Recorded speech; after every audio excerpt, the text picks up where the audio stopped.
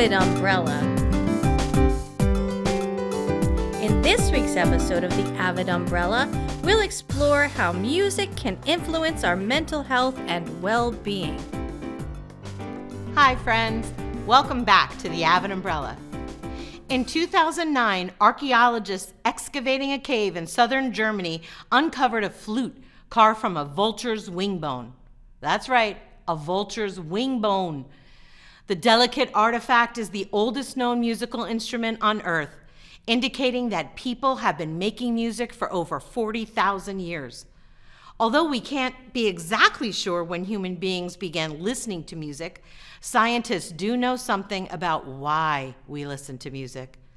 Listening to music benefits us. It helps us to be our best selves. This morning, we're going to tap into the expertise of our very own mastermind of music, Mr. Hurd. And he will be presenting today with a special guest, Mrs. Hurd. Both of them, experience in drama and performance and music and vocal. Let's get ready for our great guest presentation that will teach us about the power of music to improve our physical, mental, and emotional health. Take it away, Mr. Hurd. Welcome and good morning. The purpose of this video is to talk about music as a healing force and a tool to control stress. Music can also help us with focus and mood regulation. As Mrs. Wyman mentioned in the opening, humans have been making music for a long time, but probably a lot longer than 40,000 years. We're not sure how long, but it's probable that humans have been making music from before the time we became Homo sapiens sapiens. Many of you have heard me tell the story of Ugg the caveman, who was, walking along the beach when he picked up a shell and he blew into it.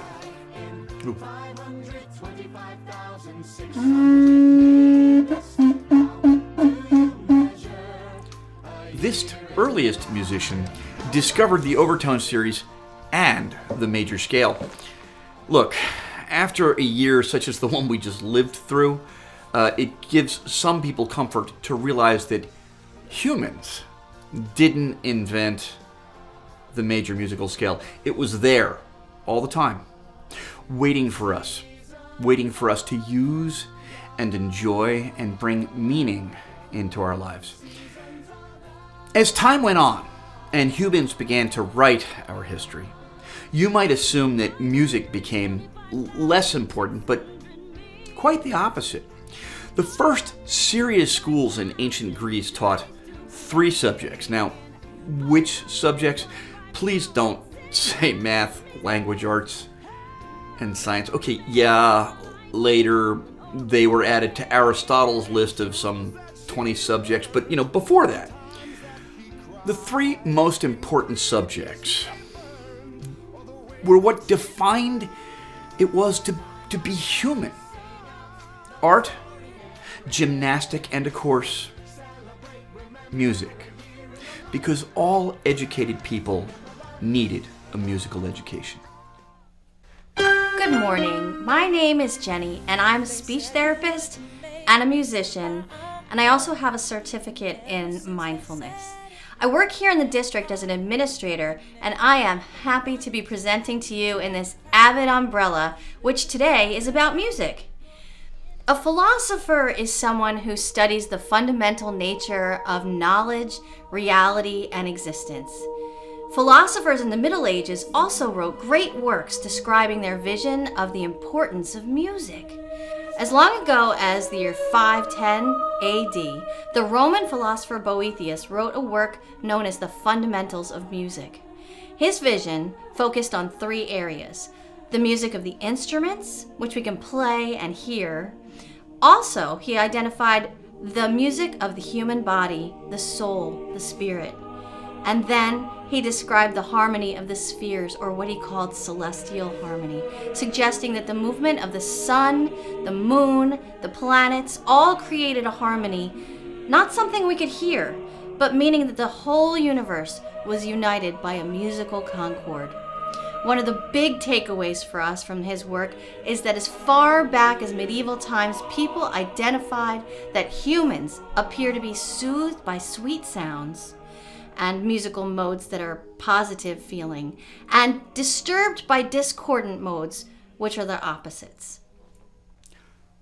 So we know that humans have identified that music has had an impact on them for thousands of years. Now, scientists are identifying what exactly happens to our brains and our bodies when we hear music. Music makes you feel happy or sad or angry or calm or excited or whatever, but why? Psychologists describe how music affects the way that we think, feel, and behave, most recently in a 2019 article about music, emotion, and well-being. This study showed that dopamine plays a direct role in the reward experience induced by music. So what is dopamine? It's a neurotransmitter released in the brain and interacts with the areas that are involved in reinforcing and addictive behaviors. So dopamine plays an important role in our thoughts, our emotions, and our behavior. How much we enjoy a piece of music and choose to listen to it again and again strongly depends on how much dopamine is released in our brains when we listen to it. Listening to the music you love will make your brain release more dopamine. And because of this, listening to music is an easy way to alter your mood and relieve stress.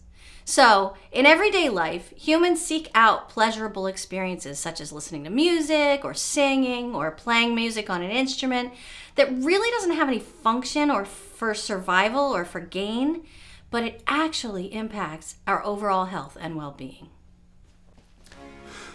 So if this was a class, I'd say turn to an elbow partner and tell them right now all of the poems that you have memorized perfectly. Now wait for it.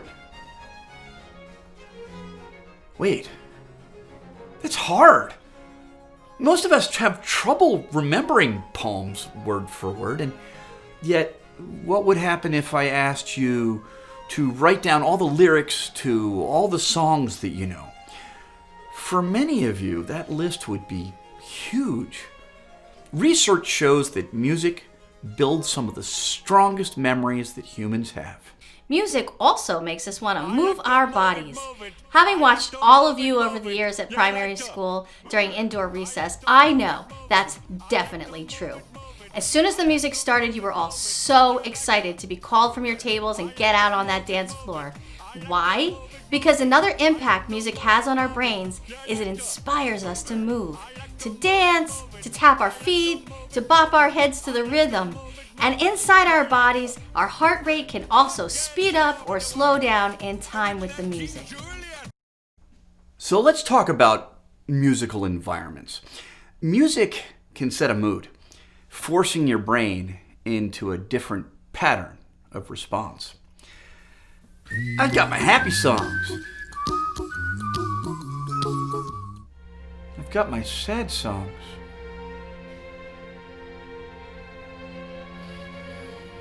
I have my angry songs. It's just one of those days where you don't want to. So music can be used for a variety of purposes. Take, for example, this lullaby.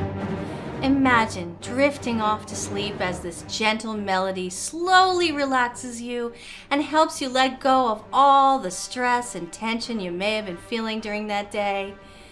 Okay, so not convinced? You're right. When you hear this, you may sense danger because that's what the composer wanted you to feel when you see Darth Vader. Music really does have the ability to shape how we feel or interpret a situation. In this example, the music of Led Zeppelin is used to great effect. As Thor works to save the universe, swinging his mighty hammer and fighting the minions of Surtur to protect the future of Asgard, it sounds exciting, energetic, and it mirrors the power that Thor, the hero, is showing. Now, this example really shows how music can set the tone. Even though there's a powerful battle scene going on. The happy sounds of Mr. Blue Sky by the Electric Light Orchestra that Baby Groot is dancing to seems to take away some of the tension you may feel watching that battle. That Groot sure has got his groove on. You go, Baby Groot! So, music can affect focus and attention. In this example, I'm playing Air on the G string by Johann Sebastian Bach, and the tempo is steady. It's around 70 beats per minute, and it can help to regulate your heartbeat, and it promotes pattern-based thinking. And I'm just suggesting, try doing homework to this music. It can really help your focus. And then there are times when you just may want to chill. You want to listen to music that's calming and meditative. Oftentimes, music used for meditation and yoga are atmospheric and have no specific beat or rhythm. Our bodies react differently to this. There's no beat to influence our heart rate and our breathing, and we can modulate that ourselves without being out of sync with the music. So as we end this AVID umbrella, here's a selection that I would recommend teachers play in class, and students, you should be listening to this at home. It's called Weightless by Marconi Union. By the way, there is a 10-hour version on YouTube if you really need to get your calm on. There is clinical evidence to show that this song reduces heart rate and moves people towards feeling less stress. So the main point of this AVID umbrella is that anxiety and stress can be managed. You can work to make yourself feel better. And music is one path towards managing stress in everyday life. So Jen and I recommend making a playlist for yourself that helps you de-stress. It's time well spent, and it can help you be a better you.